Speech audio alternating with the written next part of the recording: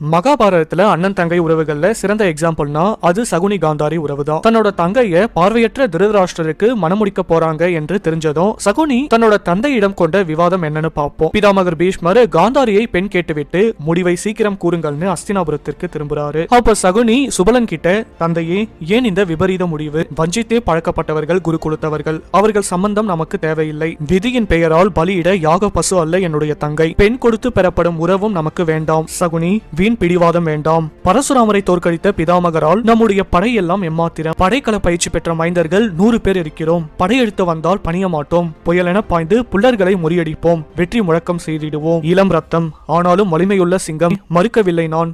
என் மைந்தர்களின் பராக்கிரமம் நான் அறிவேன். ஆனாலும் திருதராஷ்டிரனுக்குத்தான் என் மகள் காந்தாரி என்று சத்தியம் செய்துவிட்டேன் பார். அதை காப்பதே அரச நீதி. அரசன் ஆணை கேட்டு நடப்பதே நான் மக்களுக்கு வகுத்த நியதி. இது மன்னனுடைய ஆணை. மனநாள் குறித்தனுப்பு அப்படின்னு சொல்லிட்டு போயிடுறாரு.